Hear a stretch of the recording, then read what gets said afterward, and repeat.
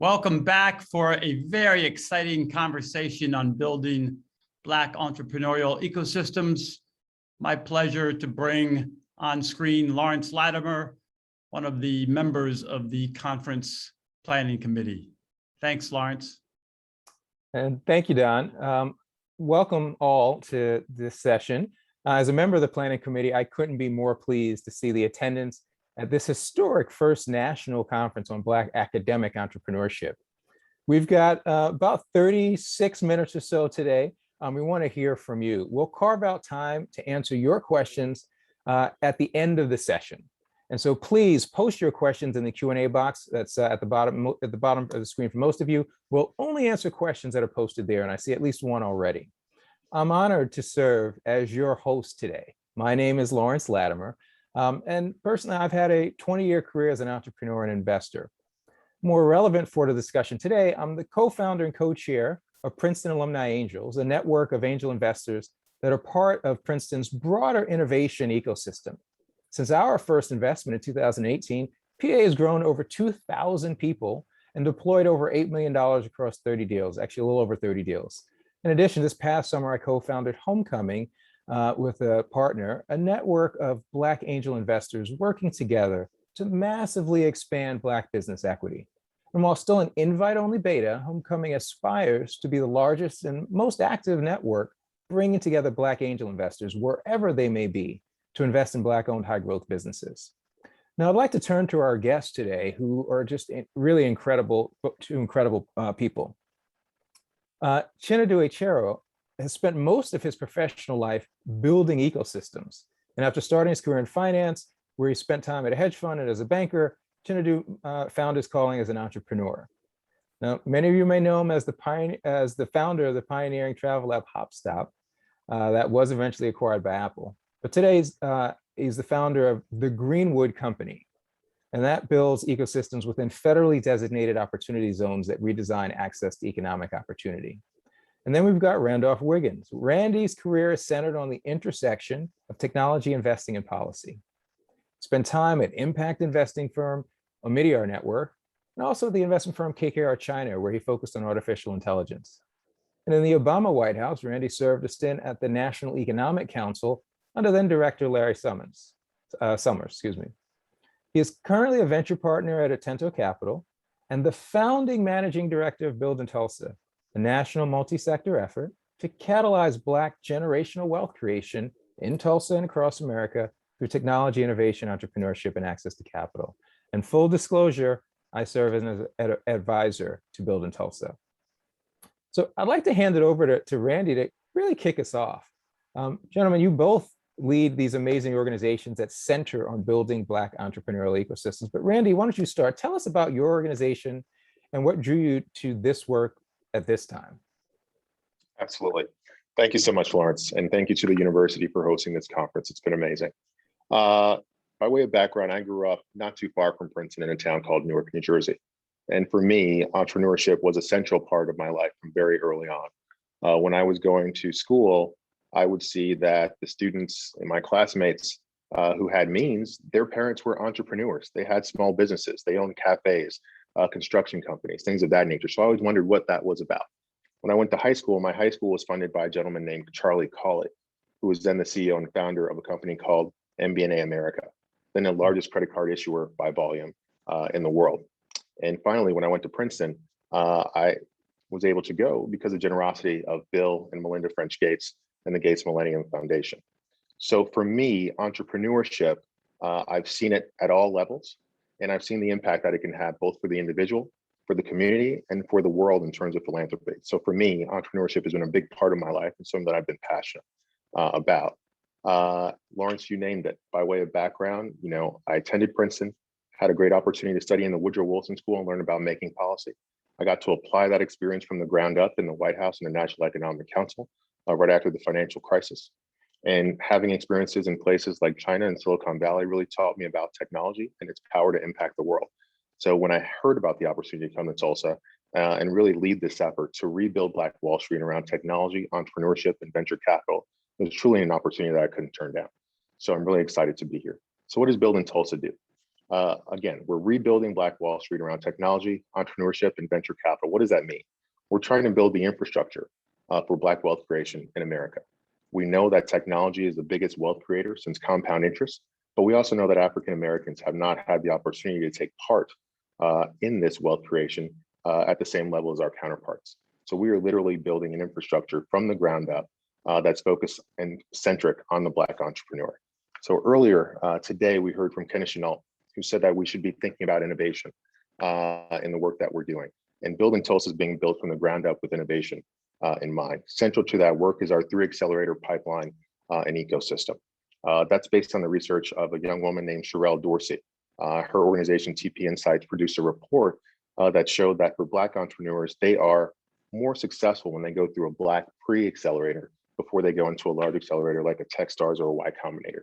With that data, we said we're going to build 3 accelerators to meet the Black entrepreneur anywhere in their entrepreneurial journey and provide them with first-in-class resources, supports, networks, and funding needed for breakout success. That's just one example of innovation that we're using. Our partnership with Princeton Innovation is another example. This partnership will provide Black entrepreneurs with access to technologies like artificial intelligence and quantum computing, the foundational technologies for the companies of tomorrow. At Building Tulsa, we want to build the companies of tomorrow today, and we want to do it with Black-led and Black-founded entrepreneurs. So we're very excited to be doing this work.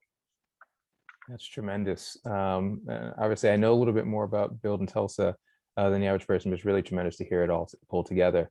Chinadu, tell us a little bit more about you and the Greenwood Company. Thank you, Lawrence. Thank you, Don. Thank you, Randy. Thank you, Princeton, for inviting me to speak. I have a presentation which I'll share right now.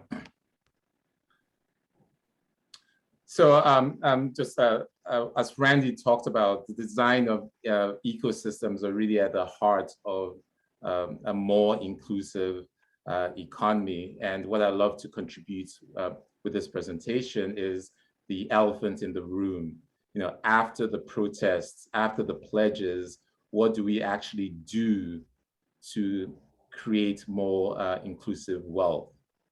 Okay, so the story for me started in January of 2020. You know, the world was gripped by COVID, and in May, George Floyd was killed. And then I got this message on a WhatsApp group chat. It says, where are we Africans when the streets call our names? Where are we when our brothers and sisters pour out onto the streets to demand our humanity? We have lived here long enough to know the facts. Our stance makes us complicit with white silence. And in our case, I call it African silence.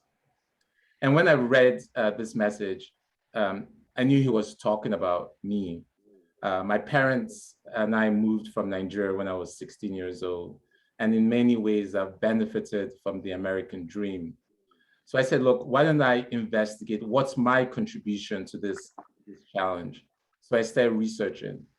So I found that there are 34 million people in poverty in the most prosperous country in the world.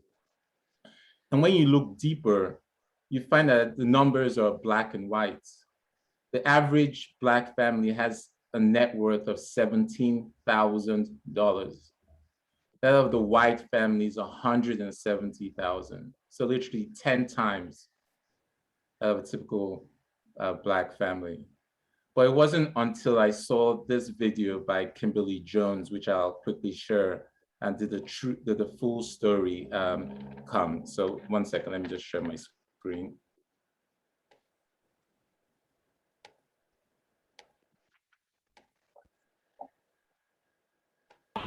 If I right now decided that I wanted to play Monopoly with you, and for 400 rounds of playing Monopoly, I didn't allow you to have any money, I didn't allow you to have anything on the board, I didn't allow for you to have anything. And then we played another 50 rounds of Monopoly, and everything that you gained and you earned while you were playing that round of Monopoly was taken from you. That was Tulsa, that was Rosewood. Those are places where we built Black economic wealth, where we were self-sufficient, where we owned our stores, where we owned our property, and they burned them to the ground. How can you win?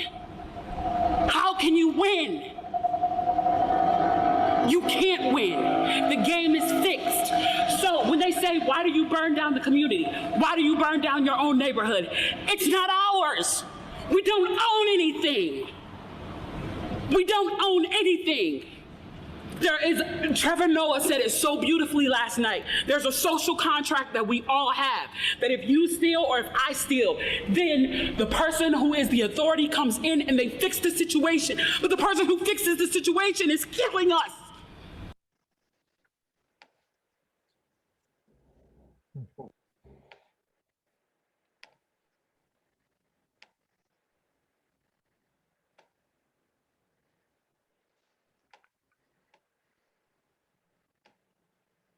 I remember being moved very much after watching that video. And that's when I decided to name the company Greenwood and do all I could to help answer this question, how can we win? But when Kimberly talks about winning, she's really talking about winning against poverty. So the US has been trying. So we spend over $1 trillion each year fighting poverty. And if you look at how much has been spent over the past few decades, we've spent 3 times more fighting poverty than all the world wars combined. So in this time of epic change and opportunity, it seems that we need to think about how to not dissipate energy and resources in this time of redesigning these economic systems, for us to approach this new era of America with perspicuous clarity. How exactly are we going to fight poverty? So before we can answer this question, we have to understand wealth. So is there a first principles of wealth creation? It's like if Einstein was looking at, could we study wealth creation like the way Einstein studied physics? Is there a scientific process for entrepreneurship? So what I'm going to share in 5 pages is an investigation that's taken us 5 years to reach. Okay, so one way of thinking of wealth creation is the process of taking something that's disorganized, let's say land, architectural design, permits, financing, it could be ideas, computer code, design, marketing, and organizing it into a real estate development or a startup. So wealth creation is simply the process of taking something that's disorganized and organizing it. As Lawrence mentioned, the company I started a while back ago called HopStop took the disorganized subway systems and bus networks and organized it for 5 million people each month to use and have value. And the company eventually got acquired by Apple. But by looking at wealth creation through the process of disorganization, now we can bring in some formalism. So wealth creation is really about entropy reduction. But once we've made that move, we can now bring in the equations. And so for the physicists on this call, and on this webinar, will recognize this equation. It's been around since the 1910s or so. But it wasn't until 1948 when a Princeton PhD graduate named Richard Feynman came up with the path integral formulation of quantum electrodynamics. Could we create power with this equation? Because what his discovery allowed was a process theory for the reduction of entropy. So the upshot of all that for our purposes, though, is that we can really break down wealth creation into a perception of signals. And Frederick Hayek did a wonderful exposition of this topic in his essay, The Use of Knowledge in Society. So perception, and then the other one is action. So perception and action is how entropy is reduced, it's how things are organized, and that's how wealth is created. But it's not just perception, you also need action. So this is a picture of my grandfather sitting on his throne in our village in Nigeria.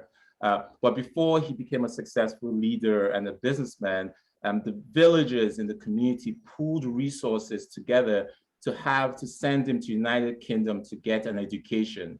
So that level of coordination would not have been possible if they didn't have a shared story. In machine learning and AI terms, it's called a generative model. So for us to have coordination, we need to have a shared story. So he came back with a wealth of knowledge, which he shared with the community. So from first principles, we have a way to think about a plan of wealth creation. Is that we need to combine the hierarchy of the army and structure with the agility of the markets and the mob, and the Goldilocks organizational structure for the removal of entropy out of systems or ecosystems from first principles. Okay, so with this insight, we can now look at when our president says build back better. I think what we should hear him saying is build entrepreneurial ecosystem. It's the mechanics, it's the mechanisms of wealth creation. So I believe that it's possible for us to organize ourselves in such a way to create wealth. So I think we can fund and start companies worth $1 trillion over the next 20 years. And for those of you who think this is impossible, I just want to point something out, that Y Combinator, a company that has around 80 employees, that has been around for 15 years, has invested or created companies worth $400 billion.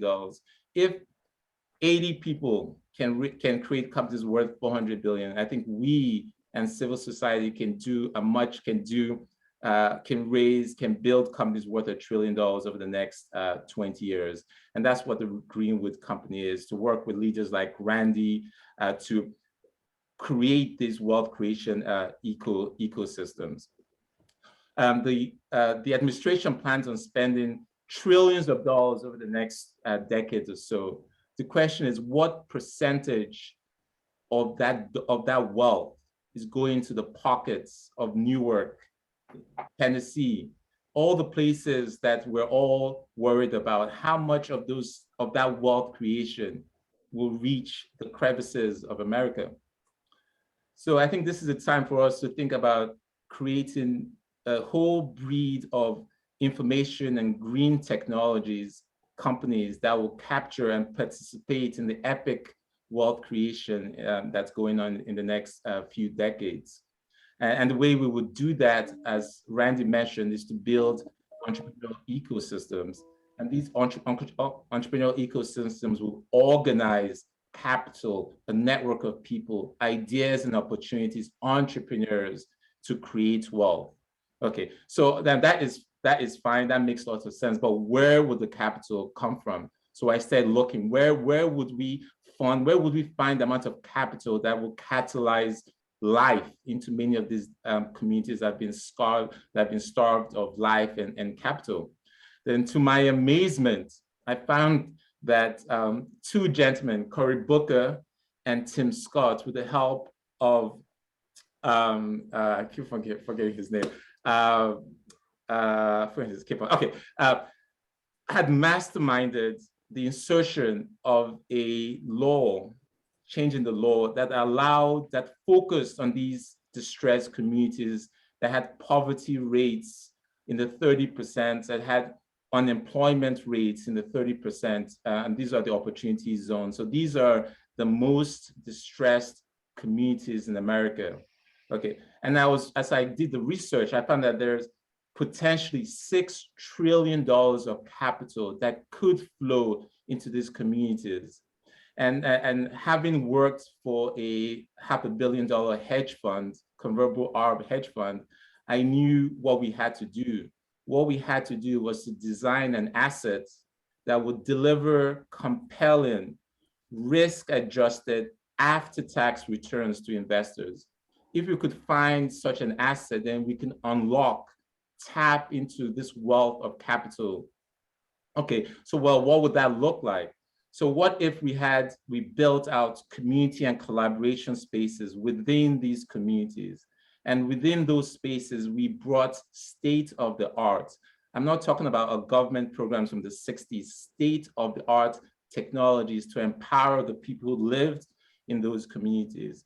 And we gave them the best entrepreneurial and incubation services to allow them to join or create their own Greenwood startups, or for them to access future work opportunities outside their geography. And what we'll be doing, we'll be solving, and all of that will be solved for the yield, for the sustainable source of capital, the $6 trillion of capital. So that's our obligation to the investors, solve for asset level returns. Okay, but for the people who live in these communities, our opportunity is to create an ecosystem that will help them bridge the gap of opportunity, to connect them to the wealth of America that for whatever reason they don't have full access to. So what if we gave these entrepreneurs and residents entrepreneurial superpowers? And then what if we spread out these centers all over the country, and then we connected them, and we used artificial intelligence based on some of the math I mentioned to coordinate the greatest increase in African-American wealth in US history. I think all of what I just said is possible. We don't need any new math. We don't need any new will. All of that is possible today.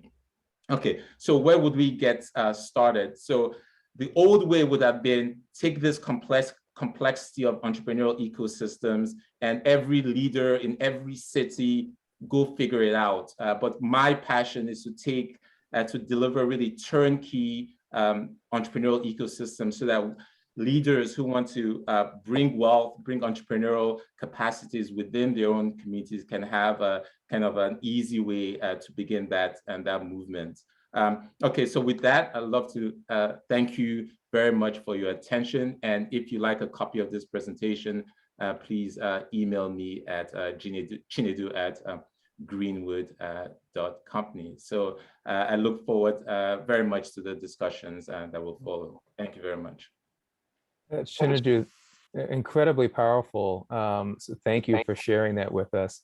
I want to pose a couple of questions to you guys about the approach that you've taken. So systems thinking seems to be really critical to both approaches with BIC and for the Greenwood companies very explicitly. Why are these kind of ecosystems so important? What can you deliver with an ecosystem that is so much more difficult as, say, a single stakeholder?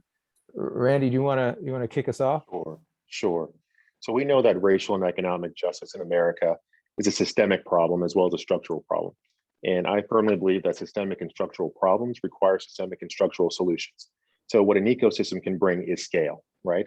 Any one individual, there's a limit to the impact that they can have in any one organization. But when you add multiple people and multiple organizations together in an ecosystem, the impact that you can have is multiplied. And if you have networks of ecosystems, that much more, right? So we are thinking about this in the same way that the Biden administration is thinking about infrastructure. This is a national issue. One thing that Ken Chenault spoke about today is intellectual curiosity. And I'm constantly reading about ecosystems that have succeeded. If we look at Silicon Valley, we know that billions of dollars were sent to Stanford from the federal government to conduct research in the fight during the Cold War. And that research was ultimately commercialized and companies built and millionaires made and billionaires made, which then led to the creation of new venture capitalists and new ecosystems, new angel investors that then funded the next generation. If you look at Austin, Texas, it was Michael Dell and Dell that created that ecosystem. If you look at Atlanta, Georgia, you had a progressive mayor, Maynard Jackson, who put in policies around contracting that ensured that the African-American community would take part in the growth that occurred in that city. What we're doing is looking at all of those ecosystems and synthesizing that information and using that information to really build infrastructure, to engineer a solution that works and takes all of those pieces into account and to really create something new in the 21st century. So ecosystems are the way. It's going to give us scale, and it's mandatory that we do it not just for the Black community, but for the American economy and the country itself. The Secretary of State, Anthony Blinken, said, if we do not maximize all of our human resources, we will lose in the global leadership to China. So this is critical for the country, this work that we're doing. So couldn't be prouder to do it. That's tremendous. And Chinadu, similarly, opportunity zones have been around for a while. Those aren't new, but you're bringing a very different lens to how to leverage those for improvement, in particular the Black community. Why is this not only the right time, but why is this model so much more impactful, do you believe, than others? Yeah, so I think, so just to be clear, there's definitely challenges with the opportunity zone law. But of all the research, and I'm obsessed about these, things. But based on this is 18 months of deep research on this question, I hadn't found any other source of sustainable capital of the size sufficient to drive the kinds of economic impact we talked about. I think Warren Buffett has thrown out, I think, 100 billion as the amount of capital that's required to bring life to many of our distressed communities. I think that number is probably much higher than that. And I don't think civic society and business leaders are fully familiar with the law, because it really is a way for us to really design an asset that would compete, because it's after taxes. So very rarely do you have kind of after tax returns advantages relative to other assets. So that's really the punch from a financial perspective. And then from a timing perspective, I think as Randy mentioned, the desire to change things has never been greater. And the people that need the change the most, it's not going to be the shade of the skin of the color of boardrooms that will move the lives of people. It would be us saying that the metric of success is the upliftment of life, and letting that be the metric of success, and then focusing on doing that. I appreciate that. And the idea of that, the metric being the upliftment of life, I think is a really powerful one in and of itself. I want to just be maybe a little bit provocative, but many have tried, and probably most have failed to build really robust ecosystems that can drive the impact they aspire to at the very beginning. You both have deep experience from previous ventures and from the work that you've done in other parts of your careers. What are the keys to success here? How have you been so successful at building these ecosystems? And what are the real keys to success to kind of catalyze your efforts and help these things scale and become sustainable? Let's start with Chinadu. Sure. So I think the first thing is just complexity. As I look at this situation, there's so many policies that the government has crafted to push some of these social metrics, but for people to take advantage of it is complexity. There are walls of complexity, walls of participation. So I think the way what we need to do different is to collapse that complexity and make it easier to do. I think that'll probably be something that's fresh, I think, with this new approach towards the design of entrepreneurial ecosystems. Randy, how about you with BIT? It's such a massive, similarly massive effort. Like, what have you seen to be the keys here to really catalyze interest and help this thing scale? Yeah, I think the answer is alignment. At no time in American history had we had such alignment. We're all living in the wake of George Floyd's murder. This is the centennial year of the Tulsa race massacre. And we also have the Biden administration, which is the most diverse in American history and focused on issues of racial and economic justice. And I see my job at Building Tulsa is to pull all of those strands and synergies and trends together to create really a flywheel of success. And I think we have yet to look at it from that structural infrastructure-like standpoint, and to bring in all the partners from the corporate community, from the nonprofit sector, from the public sector, government as well, to bear on these particular issues. So the time is now, and I think we really have an opportunity to do something that the country hasn't seen before. We're really excited to be doing this.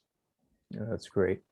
I want to pivot. There's a couple of questions that starting to come in. I want to ask one. We've been very U.S. focused. Opportunity zones are clearly a U.S. thing. When we talk about build in Tulsa, we talk about being a national model. There are people on the line from all over the world. Sure. And so as you think about ecosystems, how do you, do you have any thoughts on ways of extending that Black entrepreneurship ecosystem beyond the shores of the U.S., whether it's in the Caribbean, over to Sub-Saharan Africa? Like, what are your thoughts about the kind of linkages there and the kind of value or sort of power that could come with those linkages to the broader diaspora? So great question, Lawrence, and great question. So because it's a question I think we should all ask, why is there poverty and scarcity? So the question of what we're working on now is really more of a general question: is why is there so much why is there such a disparity of life experiences, and what can we do from a structural perspective to almost flatten that the field? So I think what at least I aspire to, that Greenwood as an ecosystem hopefully will be one of hundreds of ecosystems that allow society to organize ourselves in a more egalitarian, in a much more fair, in an inclusive way. And that technology wouldn't be limited to the United States. What I showed you was an equation. That equation doesn't speak French, doesn't speak Spanish. It's the equation of organization from first principles. So let me put this another way: is that there's mathematically, scientifically, there's no better way to organize than the equation I shared with you. So I think, so what that does is really make it an open thing. Anybody can organize. And now there's, because of this mathematical formalism of organization. That's very helpful. Thoughts here, Randy? Absolutely. So I would say this: I think Tulsa is the right place to be doing this work. And I'm very grateful to Chinadu for his support and partnership in this work. And I think Greenwood Company is the perfect name. Tulsa is really historically one of the most American of cities. In the same way that America took people from around the world and made them American, Tulsa took African Americans from across America and made them Tulsa. Inherently, America has brought people from all over the world to the country, to our shores, and provided opportunity. So we think inherently doing this correct, the United States will play a significant role globally. And we do want America to continue to be that hope in the world and to bring people to this country to do this work and to give them opportunity that they have not necessarily seen before. So we think if we get this right for this country, it's going to go well for our economy, for our country, and for the world. That's pretty audacious. I mean, for both of you, just talking about jumping to these incredibly massive types of changes. Yeah, one of the questions that came in, and also we have a similar one in the chat. What are the first steps to take to really jumpstart these ecosystems in these underserved communities? So now we went from the massive world change to, like, what's step number one and then number two? Sure. Absolutely. I think it's having an understanding of the community in which you're inhabiting. So going out and talking to local community leaders, talking to people in the community, understanding what their challenges are, landscaping the entrepreneurial community so you have a better understanding of what resources are already there, power mapping, and seeing ways that what's currently on the ground can be brought together to create impact, and then finding ways to add additional resources to really scale that impact. So I think the first place to start is directly where you are and working with the leaders in your community to have a better understanding of what's happening there and how additional resources can be helpful. Helpful. Any thoughts there, Chinadu? You may not. But... Yeah. So yeah. Okay, I can answer it. So yeah. Somewhere to start, I would it's just to remember that it's all about the stories. So as Randy mentioned, it's really understanding the stories of the people who live in the community. It's just starting with people and their stories and their aspirations. It could be a single mother who aspires to have her own digital marketing agency. And so any type of constructive design of ecosystems has to respect that wish. And then what the ecosystem now has to do is, how do we organize ourselves to make that story of hers come true? How do we remove the friction that's in the way of her wish, of her own prosperity? So I think that, you know, that's a very human way, but it's also the only sustainable way for us to think about economic development, is to go back to the human being and to think about what their stories are, and then organize ourselves to make those stories come true. So it starts with empathy. Yeah, no, definitely. And I think that's a very powerful powerful word, is empathy, and really starting with Aaron, and both of you, I think, are really driving towards that. You know, we've got just a couple of minutes left. And so I do have one more question, just as a bit of a capstone. You know, we just talked about the first step, and we talked about leading with the story and empathy, and really centering the human. I think, Randy, you just talked about tapping into the community resources and sort of really understanding what's there. I want to break it down. There's whether it's that single mother who wants to start the ad agency, you know, whether it's somebody in the north side of Tulsa who wants to open up a web design agency, what have you. Like, really, like, what can they do today to tap into their whether it's a local ecosystem or a broader ecosystem, maybe much bigger than their local geography, but what can they do today? Very brass tacks. Where's the first place you'd say you need to go look here to start to open up your eyes to this bigger world? Look, I would encourage, anyone who's interested in doing this sort of work to reach out to us at Build in Tulsa. You can reach me at randy@buildintulsa.com. And that goes for North Tulsans, people across the country. We want to be a resource here in Tulsa, but we also want to build a scalable and replicable ecosystem that'll work for every city across the country. So reach out to us. We're happy to have conversations, to point you in the right directions and share resources. And Chinadu and I aren't the only organizations in the country doing this. You have organizations like Black Innovation Alliance, which has ecosystems and partners across America. You have Village Capital. There's so many other organizations that are doing this work. But if you want a place to start, please reach out to us. We're here to support. We want to be here. And this is critical. And I know you mentioned that these are lofty aspirations, but there's a book by Reid Hoffman called Blitzscaling. And he said, in order for us to meet UN sustainability goals by 2030, we're going to have to really maximize all of our human resources, because we want to get to the goal 600 million new jobs by 2030. In order to do that, what that means is not just new companies, that's entirely new sectors. So this is an opportunity unlike any that we've ever seen. And Citigroup just produced a report that showed that if we close gaps in funding for Black entrepreneurs, we'll add $5 trillion to our gross domestic product in 5 years alone. So our thinking is big because the opportunity is big, but you have to start where you are. And I think Jeff Bezos said it best. Big things often start small. So let's start with where we are. Let's put our eyes forward and work together to get there. Closing thoughts, Chinadu? Yes, as Randy mentioned, if Elon Musk is sending us to Mars, I think we can design a better inclusive system to build back better. Excellent. Well, thank you both. I believe that the contact information for both of you is in the chat: greenwood.company, buildintulsa.com. Randy, Chinadu, thank you both for a very inspiring conversation here today about Black entrepreneurial ecosystems. Thank you so much. Thank you. Okay. To those in the audience, have a great rest of the conference. Thanks.